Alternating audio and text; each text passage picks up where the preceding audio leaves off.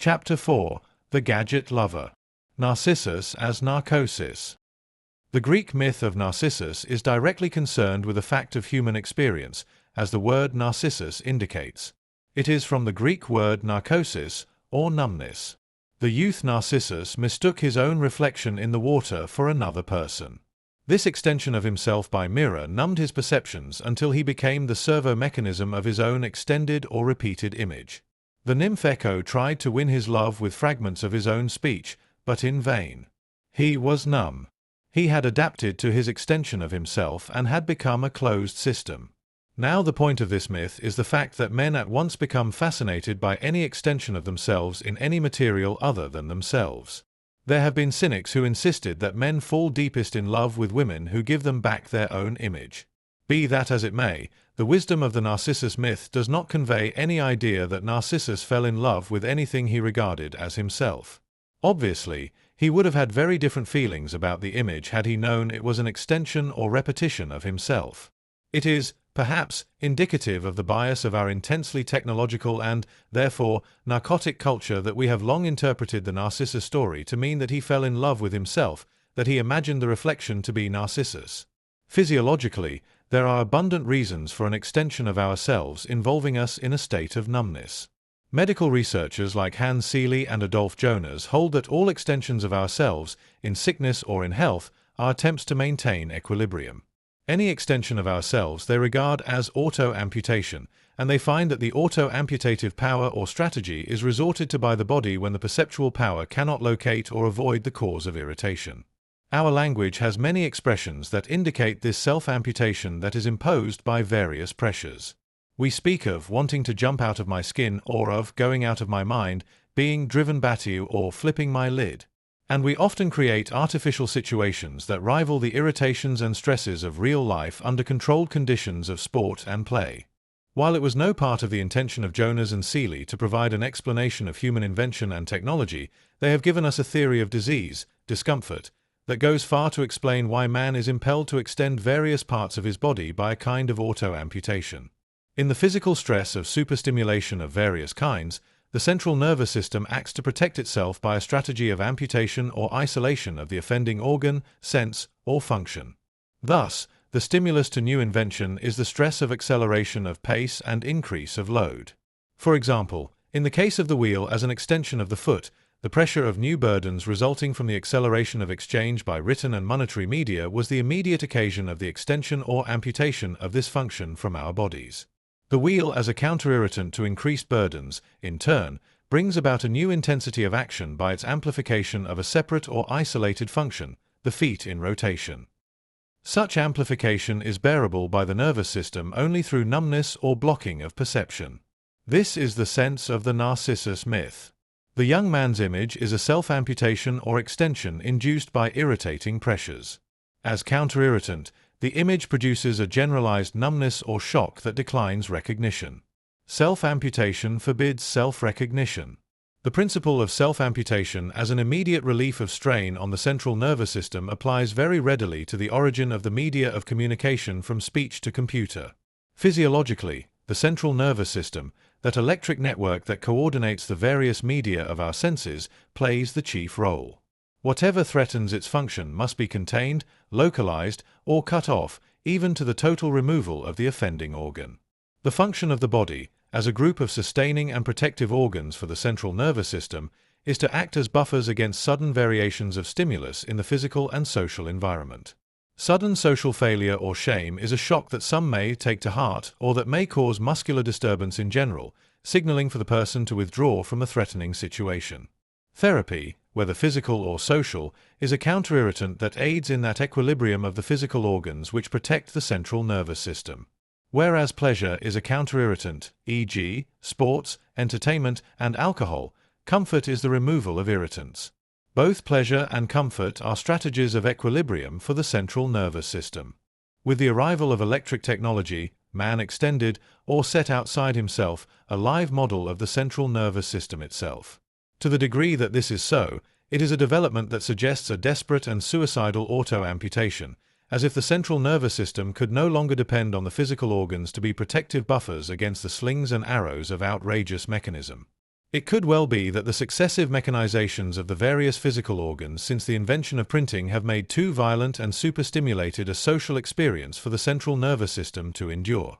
In relation to that only too plausible cause of such development, we can return to the Narcissus theme.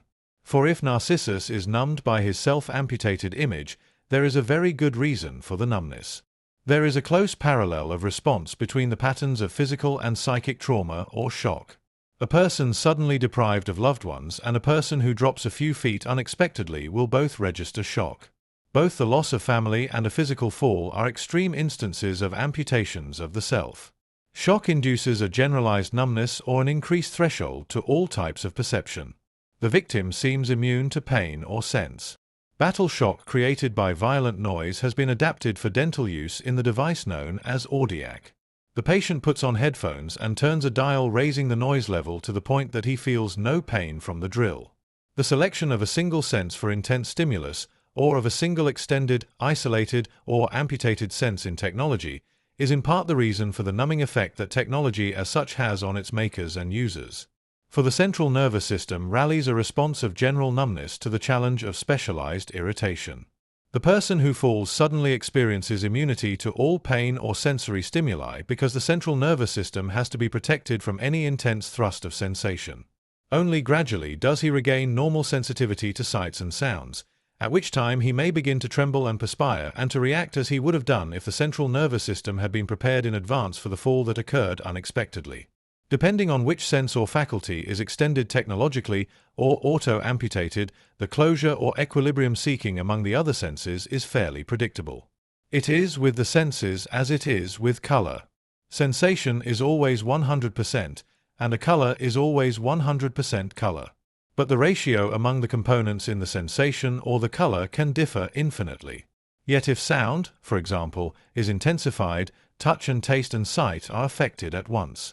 The effect of radio on literate or visual man was to reawaken his tribal memories, and the effect of sound added to motion pictures was to diminish the role of mime, tactility, and kinesthesis.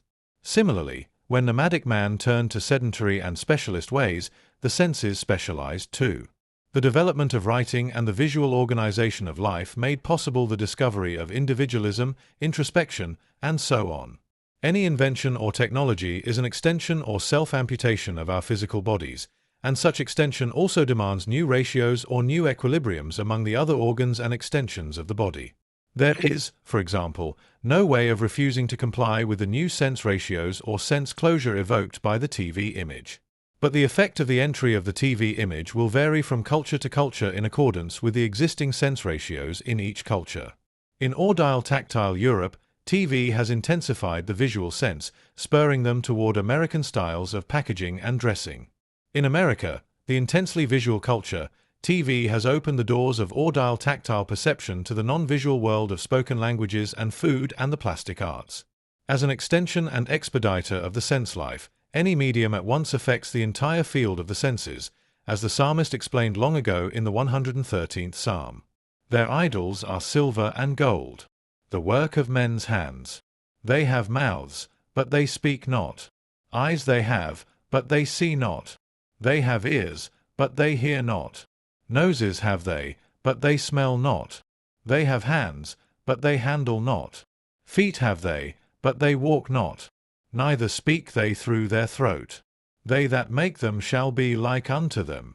Yea, every one that trusteth in them. The concept of idol for the Hebrew psalmist is much like that of Narcissus for the Greek mythmaker. And the psalmist insists that the beholding of idols, or the use of technology, conforms men to them. They that make them shall be like unto them. This is a simple fact of sense closure. The poet Blake developed the psalmist's ideas into an entire theory of communication and social change. It is in his long poem Jerusalem that he explains why men have become what they have beheld. What they have, says Blake, is the spectre of the reasoning power in man that has become fragmented and separated from imagination and enclosing itself as in steel. Blake, in a word, sees man as fragmented by his technologies. But he insists that these technologies are self-amputations of our own organs. When so amputated, each organ becomes a closed system of great new intensity that hurls man into martyrdoms and wars. Moreover, Blake announces as his theme in Jerusalem the organs of perception. If perceptive organs vary, objects of perception seem to vary. If perceptive organs close, their objects seem to close also. To behold, use, or perceive any extension of ourselves in technological form is necessarily to embrace it. To listen to radio or to read the printed page is to accept these extensions of ourselves into our personal system and to undergo the closure or displacement of perception that follows automatically. It is this continuous embrace of our own technology in daily use that puts us in the Narcissus role of subliminal awareness and numbness in relation to these images of ourselves. By continuously embracing technologies, we relate ourselves to them as servo mechanisms. That is why we must, to use them at all, serve these objects, these extensions of ourselves, as gods or minor religions. An Indian is the servo mechanism of his canoe, as the cowboy of his horse or the executive of his clock. Physiologically, man in the normal use of technology, or his variously extended body, is perpetually modified by it and in turn finds ever new ways of modifying his technology. Man becomes, as it were, the sex organs of the machine world, as the bee of the plant world, enabling it to fecundate and to evolve ever new forms. The machine world reciprocates man's love by expediting his wishes and desires, namely, in providing him with wealth. One of the merits of motivation research has been the revelation of man's sex relation to the motor car. Socially, it is the accumulation of group pressures and irritations that prompt invention and innovation as counter-irritants. War and the fear of war have always been considered the main incentives to technological extension of our bodies. Indeed, Lewis Mumford, in his The City in History, considers the walled city itself an extension of our skins, as much as housing and clothing. More even than the preparation for war, the aftermath of invasion is a rich technological period because the subject culture has to adjust all its sense ratios to accommodate the impact of the invading culture. It is from such intensive hybrid exchange and strife of ideas and forms that the greatest social energies are released and from which arise the greatest technologies. Buckminster Fuller estimates that since 1910 the governments of the world have spent $3.5 trillion on airplanes. That is 62 times the existing gold supply of the world. The principle of numbness comes into play with electric technology, as with any other. We have to numb our central nervous system when it is extended and exposed, or we will die. Thus the age of anxiety and of electric media is also the age of the unconscious and of apathy. But it is strikingly the age of consciousness of the unconscious, in addition. With our central nervous system strategically numbed, the tasks of conscious awareness and order are transferred to the physical life of man, so that for the first time he has become aware of technology as an extension of his physical body. Apparently, this could not have happened before the electric age gave us the means of instant, total field awareness. With such awareness, the subliminal life, private and social, has been hoiked up into full view, with the result that we have social consciousness presented to us as a cause of guilt feelings. Existentialism offers a philosophy of structures, rather than categories, and of total social involvement instead of the bourgeois spirit of individual separateness or points of view. In the electric age, we wear all mankind as our skin.